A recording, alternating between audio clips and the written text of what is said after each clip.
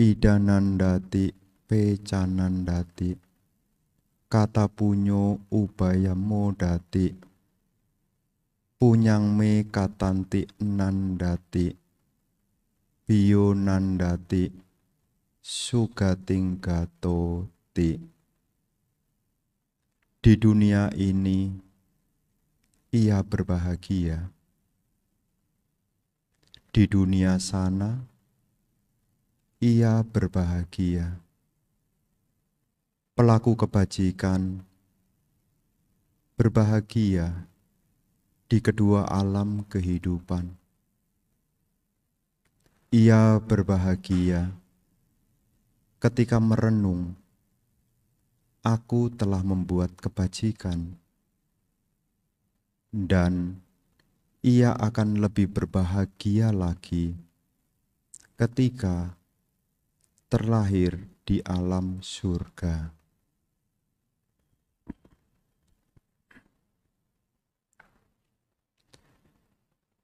Para bapak, ibu, saudara-saudari, adik-adik sekalian, selamat pagi, terpujilah Sang Buddha, Namo Buddhaya.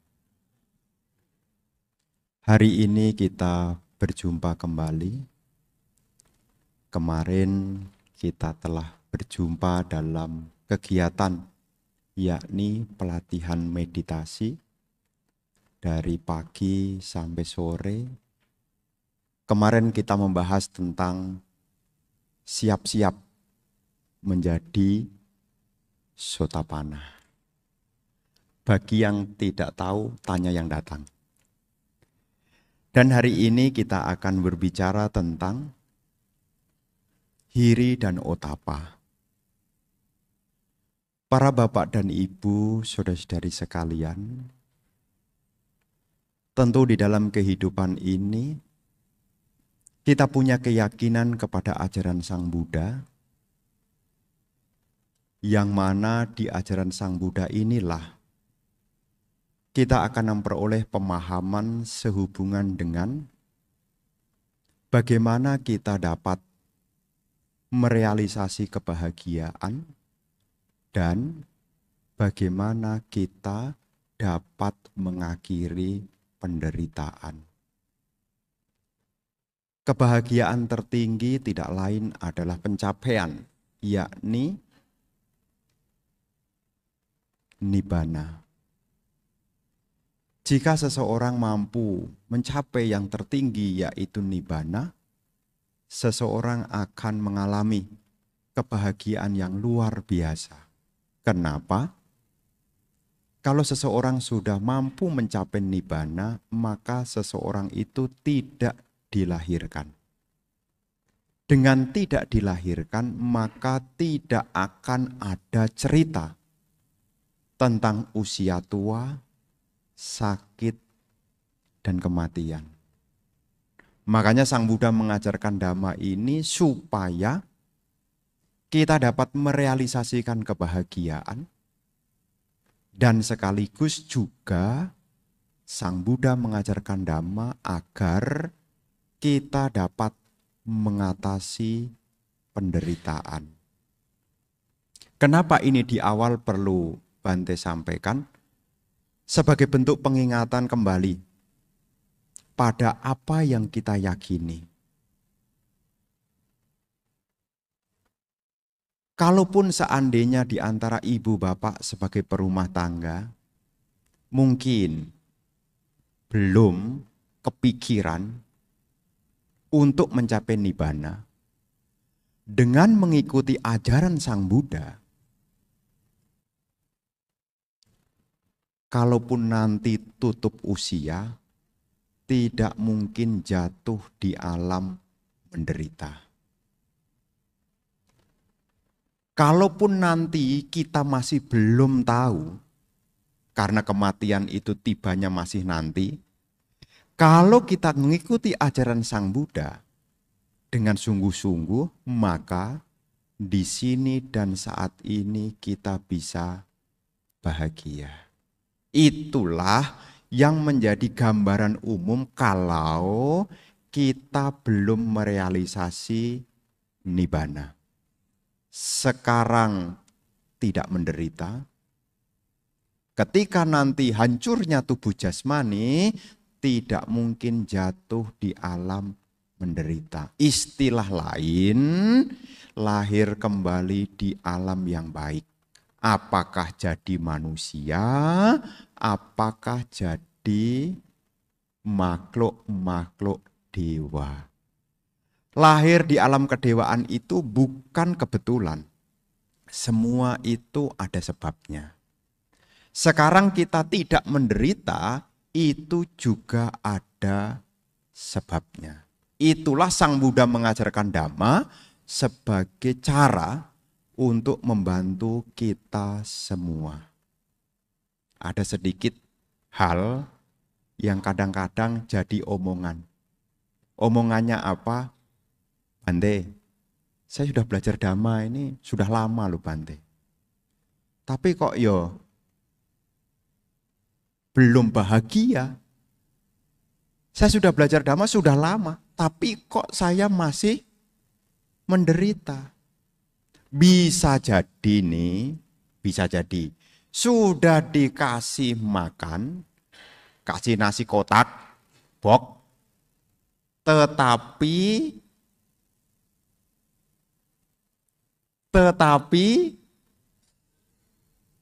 kan ibaratnya dikasih nasi bok tuh, tapi masih ngeluh perut saya kok masih lapar ya, padahal sudah dikasih nasi kotak.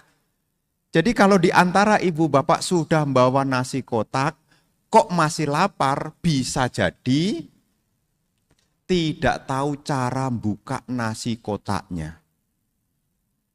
Nah kalau tidak tahu cara bukanya, bagaimana cara makannya? Bayangkan tuh. Demikian pula sudah dikasih bekal berupa Dhamma, mungkin juga belum tahu bagaimana cara memulainya. Makanya kita sebagai umat Buddha ini kita diingatkan kembali. Bahwasanya kita belajar Dhamma ini supaya kita bisa merealisasi kebahagiaan. Dan salah satu apa yang diajarkan Sang Buddha dalam salah satu kitab suci, Anguttara Nikaya kelompok 4, Sutta nomor 62, di situ Sang Buddha menyampaikan kepada perumah tangga, yakni Anathapindika. Di situ Sang Buddha menjelaskan tentang ada 4 hal jenis kebahagiaan. Dhamma itu diajarkan kepada siapa? Kepada perumah tangga. Jadi kalau ibu bapak nanti memahami kebahagiaan, itu menjadi referensi, sebetulnya saya sampai saat ini jenis bahagia saya yang mana? Jadi yang pertama itu adalah ati suka.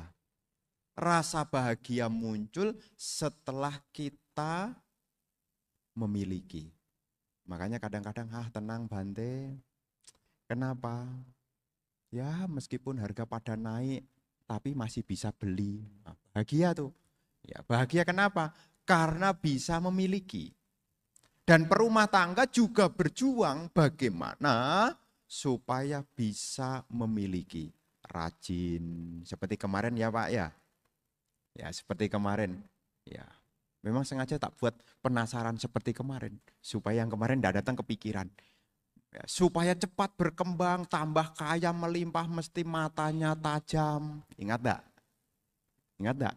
Mesti matanya tajam, bertanggung jawab, punya penyokong. Kalau perumah tangga punya 3 hal ini, ketika berusaha, usahanya cepat berkembang. Matanya mesti tajam. Apa itu Bante penjelasannya? Tanya yang kemarin datang. Untuk mendapatkan sesuatu Sang Buddha sudah mengajarkan. Di situ Sang Buddha menyampaikan tentang jenis kebahagiaan yang paling awal yang bisa membuat perumah tangga bahagia karena perumah tangga punya sesuatu hal yang dimiliki, dia bahagia. Namanya ati suka. Yang kedua adalah boga suka. Bahagia yang muncul setelah dia bisa menggunakan apa yang dia miliki. Bahagia. Jadi kalau punya sesuatu bisa dinikmati, bahagia. Yang ketiga adalah bahagia karena tidak punya utang. Anaknya suka. Tapi ada kebahagiaan yang keempat. Yang lebih tinggi dari tiga hal ini. Apa itu? Yakni yang disebut dengan anawaja suka. Bahagia karena tanpa ketercelaan. Nilai-nilai materi yang kita miliki itu nilainya tidak sebanding jika dibandingkan dengan tanpa ketercelaan. Meskipun Anda bisa menikmati, bisa mempunyai, tidak punya utang, kalaupun tiga hal ini mampu Anda nikmati, tapi tidak menjamin juga hidup Anda bahagia kalau hidup Anda banyak celah. Makanya perumah tangga supaya hidupnya sempurna bahagianya, yo punya, yo bisa nikmati, yo tidak punya utang, sekaligus hidupnya tanpa celah. Jadi kalau enggak punya celaan, kira-kira hidupnya bagaimana? Kalau enggak punya celaan, enggak dicela siapa-siapa. Makanya di situ disampaikan bagaimana supaya kita bisa hidup bahagia tanpa ketercelaan. Di situ Sang Buddha menjelaskan tentang pentingnya menjaga tiga hal. Pikiran, ucapan, dan perbuatan. Khususnya nih, supaya Anda tidak punya celah, khususnya nih, kalau Anda berhubungan dengan orang lain, namanya interpersonal dengan pihak lain, yang mesti diwaspadai, yang mesti difilter hati-hati dua. Apa itu? Ucapan dan perbuatan. Kalau sendirian, supaya hidup Anda tanpa celah, yang difilter pikiran. Ya kadang-kadang kita salah tempat, kadang-kadang. Kita berhubungan sama orang lain yang difilter cuma pikirannya. Loh Bante, niat saya kan bagus. Saya kan memberitahu dia itu kan niat saya bagus. Kok malah saya dimusuhi Bante? Iya, mungkin niatmu bagus, tapi orang tidak bisa baca niat. Bisa baca niat? Kalau Anda bisa baca niat, Anda tidak mungkin sakit hati. Suami istri, ya, suaminya pembenaran. Bante, niat saya itu bagus loh Bante. Istrinya bilang apa? Iya niatmu bagus. Tapi kalau caramu begitu kan tidak bagus juga. Satu pegang lagi, kan niatnya bagus. Bante kan tahu kan karma itu. Karma itu dimulai dari apa Bante? Niat. Malah Bantenya yang diajarin coba. Malah Bantenya diajarin. Kan semua bermula dari niat Bante. Iya. Kalau kita sendirian, urusan dengan diri sendiri, itu urusannya dengan niat. Ketika kita sudah berhubungan dengan orang lain tidak bisa membaca niat. Yang kelihatan apa? Dua, ucapan dan perbuatan. Makanya kalau Anda bagi khususnya perumah tangga, supaya hidup Anda tanpa celah, jaga dua hal. Ucapan dan perbuatan ketika berhubungan dengan orang lain. Meskipun dalam tanda kutip, ya di dalamnya juga jaga pikiran juga. Tapi ketika kita berbicara dengan orang lain, berhubungan dengan orang lain, yang paling dominan kelihatan ini dua. Makanya, waktu Wisaka, nih cerita Wisaka nih. Waktu Wisaka mau dilamar, mau tinggal di rumah mertuanya, ayahnya bernama Brahmana itu menyampaikan, berusahalah nanti di sana ya, kalau kamu tinggal dengan mertuamu, duduklah dengan manis. Duduk dengan manis itu artinya apa? Kalau mertuanya datang, besannya datang, berdiri. Bukannya duduk manis, mertuanya datang malah ongklang-ongklang kaki. Enggak. Artinya akan jadi indah, tidak ada celah kalau orang yang lebih tua datang memberi penghormatan. Kalau dia dihormati, duduknya akan kelihatan membahagiakan, itu nasihatnya. Duduk dengan bahagia kalau tinggal sama mertua. Tidur juga bahagia, maksudnya apa?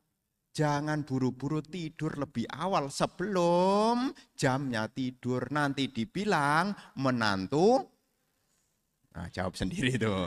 Ya, ya itu nasihat tuh. Ada 10 nasihat yang diberikan oleh ayah Wisaka kepada Wisaka. Termasuk yang diawali dari jangan bawa api dari luar ke dalam. Jangan bawa api dari dalam keluar. Penjelasannya apa Bante? Tunggu di pertemuan kapan-kapan. Ya. Hanya yang jelas kalau kita ingin hidup bahagia selain bisa memiliki, bisa menikmati, tidak punya hutang, ya selain itu ada yang penting yaitu bahagia yang muncul kalau kita tidak punya celah, tanpa ketercelaan. Itulah kenapa pentingnya kita bagi perumah tangga khususnya untuk punya sila. Sila itu artinya bukan sebatas kebiasaan yang ada di Pancasila Buddhis. Tapi sila itu juga mengacu kepada suta yang lainnya, yakni Sigalo Wada Sutta. Di dalam Sigalo Wada Sutta itu sebetulnya adalah silanya perumah tangga ketika perumah tangga hidup di dalam sebuah masyarakat. Bagaimana silanya kalau jadi anak kepada orang tua? Ada di sana. Bagaimana silanya dengan teman, ada di sana. Bagaimana silanya kalau suami dengan istri, istri dengan suami, ada di sana. Dan itu semua sebetulnya disampaikan oleh Guru Agung Buddha juga ada korelasinya supaya punya bahagia yang muncul tanpa celah. Contoh satu sisi, yakni hubungan antara orang tua dan anak, anak dan orang tua.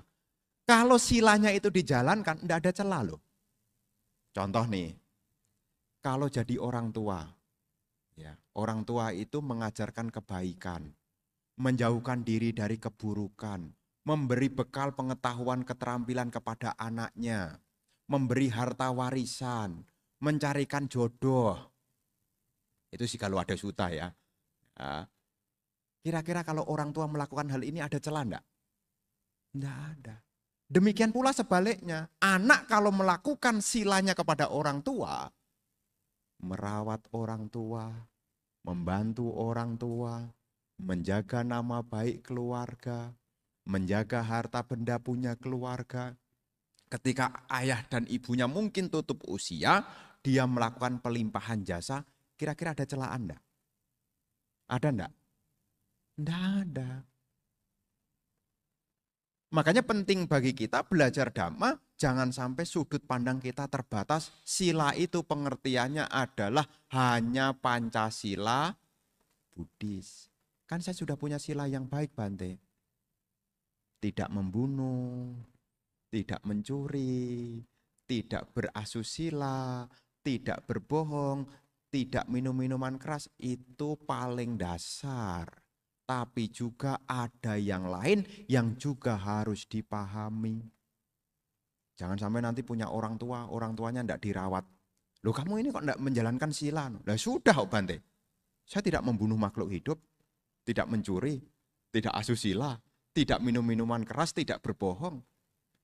Saya icap go Bante, saya itu 8 sila loh Bante. Tapi orang tuanya tidak pernah diperhatikan. Kira-kira dicela orang enggak orang itu? Dicela juga. Makanya wawasan tentang sila itu jangan sampai sudut pandangnya terlalu sempit. Oh, berarti kita selesai dong kalau gitu. Pancasila Buddhis selesai. Itu urusan untuk diri sendiri. Karena kita tinggal di masyarakat, pedomannya adalah Sigalo Wada Sutta. Itu ada penjelasan tentang bagaimana tata susila yang baik ketika kita berada di tengah-tengah masyarakat. Nah, kita bisa menjalankan sila kalau orang itu bisa melakukan kebaikan kalau seseorang punya dua hal. Nah, seperti kemarin, ya, sebab terdekat.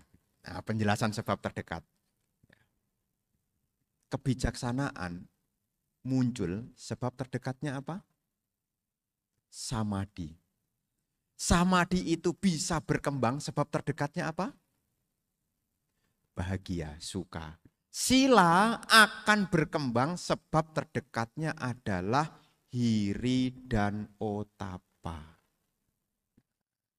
Jadi Bapak dan Ibu, kenapa hari ini kita membahas hiri dan otapa?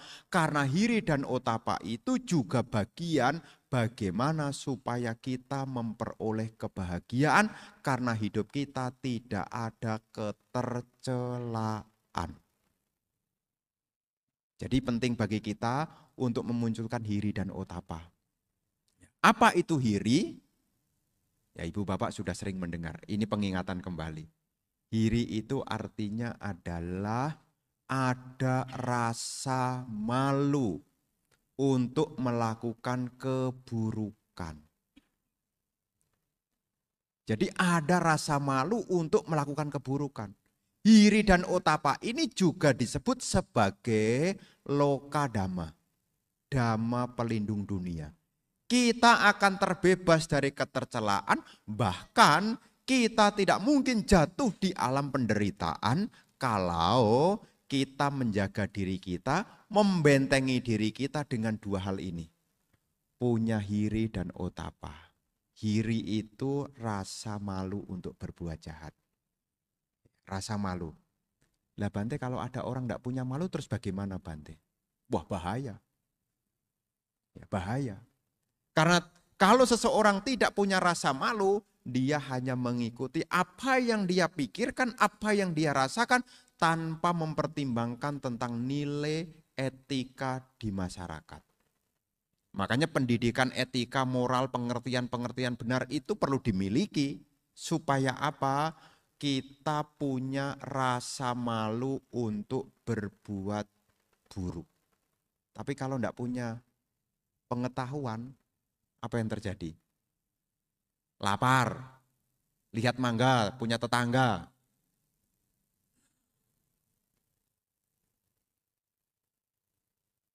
Lapar, lihat mangga punya tetangga.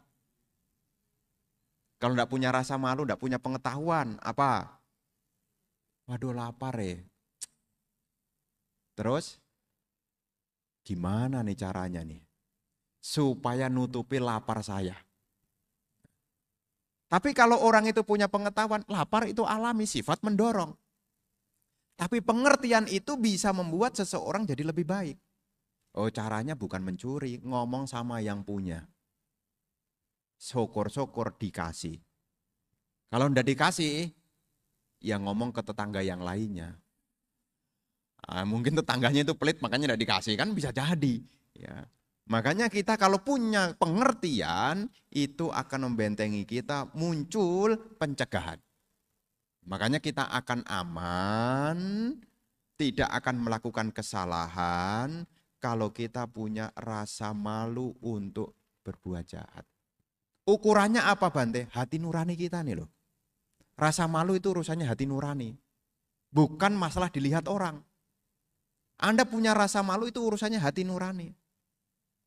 Kalau Anda tidak punya hati nurani ya bablas tuh. Makanya pengertian-pengertian ajaran-ajaran moral itu akan masuk membentuk yaitu hati nurani kita. Anda boleh ngajak saya tapi tidak setiap ajakan saya hiakan. Kenapa? Karena saya juga punya hati nurani. Kira-kira ini pantas enggak ya kalau saya ke sana? Nah, kemudian umatnya kadang-kadang meyakinkan, enggak apa-apa Bante, enggak apa-apa Bante, ini edukasi kok Bante. Biasanya begitu. Kadang-kadang kan kita masih punya ngerem nih. Soalnya jadi biku ini kayak selebriti. Salah sedikit langsung diekspos kemana-mana tuh. Makanya ngerem, ini kira-kira bagaimana nih?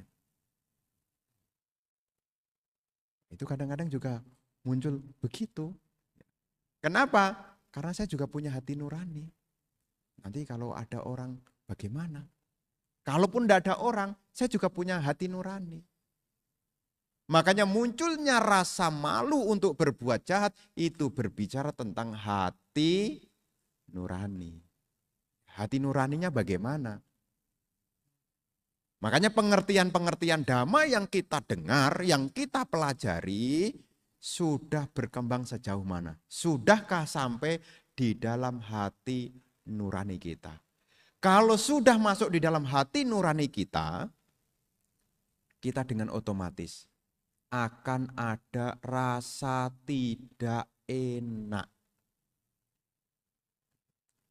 Anda, ini contoh nih, siapa tahu di antara umat Buddha itu, mungkin dia belum pernah dana makan ke wihara, kemudian dia datang dananya telat, dia kirim bandeng presto, tapi datangnya jam 1 siang. Bante ini sudah saya bawa jauh, Bante coba. Kalau enggak punya hati nurani bagaimana? Umatnya juga setuju, Bante coba. Udah ngocok-ngocok. Kira-kira bagaimana? Kalau enggak punya hati nurani.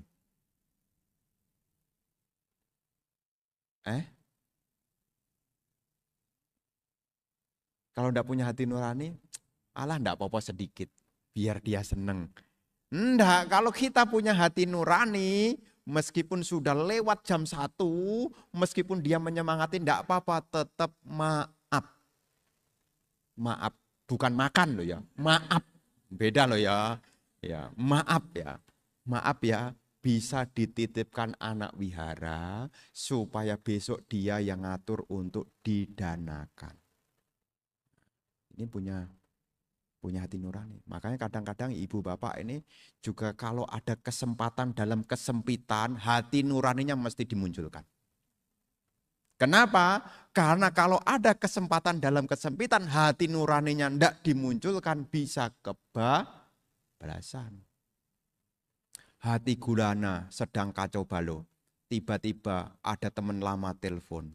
Kok dia tahu apa yang saya rasakan? Hati-hati tuh. Ada kesempatan dalam kesempitan. Dari telinga turun ke hati. Kok bisa Bante? Karena tidak punya hati nurani. Ini perlu disampaikan. Karena zaman segini, zaman begini, kadang-kadang norma sosial nomor 2, nomor 1-nya adalah yang penting senang. Kalau tidak punya hati nurani, apa saja bisa dikerjakan. Endingnya jadi sebuah persoalan hati nuraninya. Jadi suami yang baik, jadi istri-istri yang baik, jadi anak-anak yang baik. Kalau jadi karyawan-karyawan yang baik, kalau jadi bos yang baik. Ya, jangan kemudian nanti tidak pakai hati nurani. Kalau bisa bayar karyawan sekecil-kecilnya. Supaya untung mana hati nuraninya. Makanya, enggak enak lah mosok begitu. Nah, itu akan melindungi kita. Jadi punya rasa malu. Ini akan, kita tidak punya celah. Makanya di mana-mana, sebab terdekat kita bisa melakukan kewajiban-kewajiban kita dengan baik. Ya, kalau kita punya benteng yang pertama, yakni punya rasa malu untuk melakukan keburukan. Meskipun dalam tanda kutip, ada keberuntungan. Zaman sekarang ini katanya nih, ada umat bilang Bante, sekarang ini zamannya edan loh Bante. Kalau ndak ikut edan, tidak kebagian loh Bante. Pengen jadi orang edan? Kan kan ada tuh, ada ungkapannya di masyarakat Jawa kan begitu. Zamannya zaman edan, kalau tidak ikut edan tidak kebagian. Memang zaman sekarang semua gila. Ya kita tidak ngomongin politik lah, Anda nilai sendirilah. Ya, semua akan dilakukan dengan berbagai macam dengan dasar yang penting saya senang. Tidak punya hati nurani sehubungan dengan apa? Rasa malu untuk berbuat jahat. Dia hanya berpikir bagaimana senang. Bahaya sekali. Selain membahayakan dirinya, juga membahayakan bagi yang lainnya juga.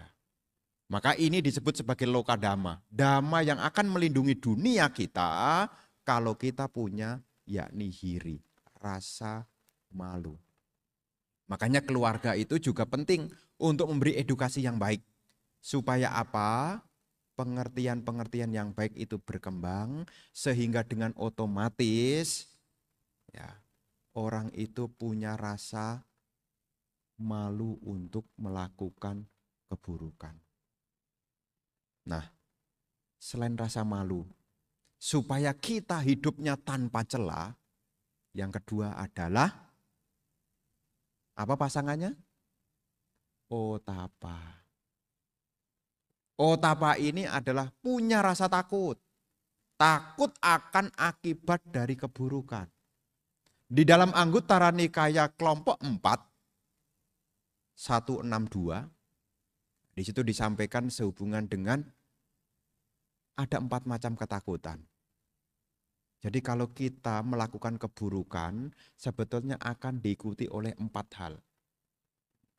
Kenapa? Akibat dari perbuatan buruk yang kita lakukan, 1, bisa menimbulkan penyesalan. Menyalahkan diri sendiri, itu namanya penyesalan. Kenapa orang menyesal? Kita menggunakan logika. Kenapa seseorang menyesal? Sehabis melakukan kesalahan. Kenapa kesalahan itu bisa dilakukan? Karena awalnya tidak tergambarkan adanya rasa takut. Ya, makanya penting bagi kita supaya kita hidupnya itu tanpa celah. Ya, yang kedua ini kita mengembangkan, yakni otapa, punya rasa takut. Karena suatu saat kalau itu diterabas, Anda akan dengan sendirinya akan dihukum oleh diri sendiri, yaitu penyesalan. Ya, sikap menyalahkan diri. Kok dulu saya bisa ya? Kok dulu saya bisa ya? Sampai-sampai keluar kalimat terakhir, andai waktu bisa dibalik, saya tidak akan seperti itu. Tapi ingat, nasi sudah jadi, bukan jadi bubur. Kalau jadi bubur masih bisa dimakan. Nasi sudah jadi kotoran, bukan basi. Kalau nasi basi bisa dijadikan kerupuk, dijemur. Ini nasi sudah jadi kotoran, enggak bisa diapa-apain. Paling pun enggak ada satupun orang yang mau megang. Andai waktu bisa dibalik, nanti saya tidak seperti itu dulu. Nah, sebelum kebablasan, sebelum kita melakukan sesuatu, pertimbangkan kira-kira nanti ada akibatnya apa nih. Karena kalau tidak merenungkan tentang akibatnya, jangan sampai ya, melakukan kesalahan. Jadi ada namanya istilahnya dalam bahasa Pali itu adalah atanyubaya. Ya, atanyubaya. Ketakutan muncul karena penyesalan diri sendiri. Jadi ketakutan itu bisa muncul karena akibat kesalahan sendiri. Penyesalan sendiri. Maka sebagai umat Buddha, yang kedua ini renungkan. Apa yang dilakukan ini akibatnya apa? Makanya Sang Buddha itu juga memberi salah satu penyemangat kepada kita bahwasanya apa yang kita lakukan itulah yang akan kita warisi. Meliputi baik atau buruk. Kaliana wa papakang wa tasadaya do bawisami. Perbuatan baik atau perbuatan buruk, perbuatan itulah yang akan kita warisi. Jadi akibatnya ini ada. Kalau kita melakukan keburukan, kita bisa muncul penyesalan. Yang kedua, kalau kita bisa melakukan keburukan, kita bisa disalahkan orang lain. Artinya jadi objek pergunjingan, jadi bahan gosip, jadi bahan omongan, dicela sana, dicela sini. Sampai-sampai ndak berani keluar rumah. Akibat apa? Akibat tidak memikirkan akibat dari keburukan. Makanya bisa dihukum oleh masyarakat. Yang ketiga, bisa dihukum oleh negara. Nah, kalau kita tidak memikirkan tentang akibat buruk dari perbuatan yang kita lakukan, kalau itu skalanya besar, ya, selain ada penyesalan, jadi bahan omongan, yang ketiga akan terkena hukuman negara. Ya, makanya ini juga penting nih edukasi-edukasi. Ya, jangan sampai kita gampang terbakar emosi, sampai kita gelap mata, tidak mempertimbangkan akibatnya. Kan tujuan hidup kita mau bahagia nih ceritanya. Mau bahagia atau mau coba-coba? Mau bahagia atau mau coba-coba? Bante, saya mau ehipasi kok Bante. Katanya akibat perbuatan buruk itu dihukum sama negara. Saya mau coba rasanya kayak apa Bante? Ya enggak usah lah ya. Enggak usah lah ya.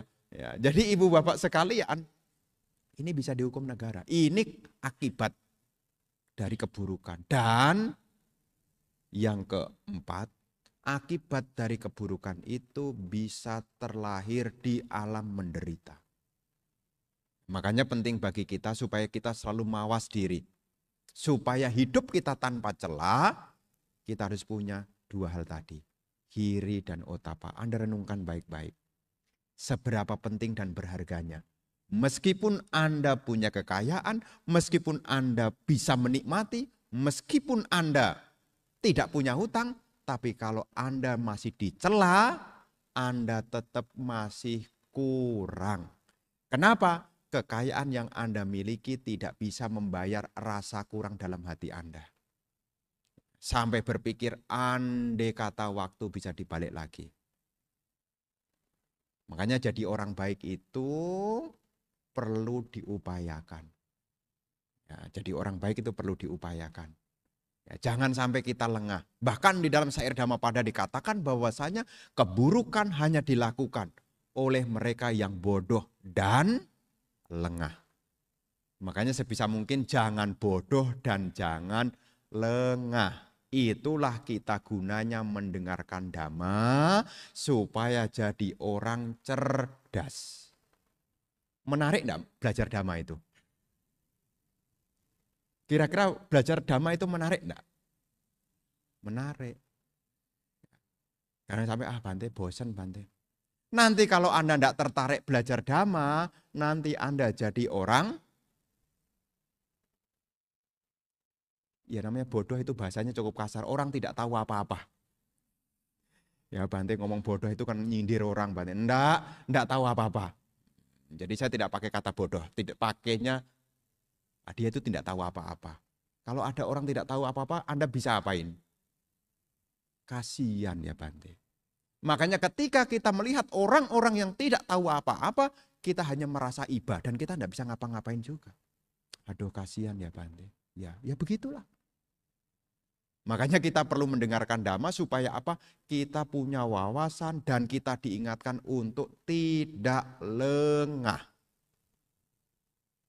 Supaya kita tidak lengah. Lengah itu lawan katanya adalah lupa. Diingatkan lagi, diingatkan lagi. Siapa tahu nih, sudah lama ndak ke wihara, sampai lupa materi Dhamma. Nah datang lagi ke wihara diingatkan, oh betul juga ya kata Bante. Ternyata kalau kita hidup tanpa ketercelaan itu sangat membahagiakan. Di mana-mana kita bahagia. Makanya di dalam syair Dhammapada juga disebutkan bahwasanya di dunia ini ia bahagia, di dunia sana ia berbahagia. Pelaku kebaikan berbahagia di kedua alam kehidupan. Dia akan bahagia ketika dia merenung. Aku telah membuat kebaikan. Dan ketika kematian tiba, ia terlahir di alam surga. Ini dalam Yamakawaga, syair berpasangan. Sebaliknya ibu bapak, kalau orang melakukan keburukan, Di sini apa kalau melakukan keburukan? Di sini menderita, di sana menderita. Di kedua alam dia menderita. Dia akan lebih menderita lagi ketika dia berpikir, aku sudah terlalu banyak melakukan keburukan. Dan lebih menderita lagi ketika terlahir di alam penderitaan. Ya makanya ibu bapak saudara-saudari sekalian sangat berharga sekali. Kalau kita punya kehidupan ini tanpa ketercelaan. Yang membentengi diri kita supaya hidup kita tanpa celah, kita gunakan hati nurani kita. Supaya kita punya hiri. Ya, membentengi diri kita. Supaya kita punya hati nurani. Sehingga kita punya rasa malu untuk berbuat buruk. Dan akhirnya kita juga akan berkembang. Muncul bayang-bayang rasa takut untuk melakukan keburukan. Inilah yang kiranya Bante sampaikan di siang hari ini. Ya, pendek 30/20. Jadi 50. Takutnya Anda membuat Anda menderita. Kan temanya ini kan bahagia. Nanti saya sudah menyampaikan dengan baik, membuat Anda bahagia, Anda malah membuat Anda jadi tercela. Bante, katanya mengajarkan bahagia, tapi malah membuat saya menderita. Makanya sampai di sini perjumpaan kita. Ya, teruslah diingat untuk Anda mawas diri, jaga diri baik-baik, karena Anda adalah pelindung diri Anda. Sebisa mungkin ingatlah Dhamma jadi pedoman hidup Anda. Kalau kebaikan itu terus berkembang dalam diri Anda, saya yakin bahwasanya di sini Anda bahagia, di sana juga Anda akan bahagia. Di kedua alam Anda akan bahagia. Dan ketika merenung nanti di hari tua, Anda tinggal menghitung, aku sudah melakukan kebaikan. Lebih bahagia lagi ketika berada di alam surga. Semoga keberkahan menyertai Anda, semoga ibu bapak bersama dengan keluarga senantiasa sehat, bahagia sejahtera, berusia panjang, sehingga terus praktek Dhamma hingga akhirnya mencapai tujuan tertinggi Nibbana. Sabbe sata bhavantu sukhitata, semoga semua makhluk berbahagia.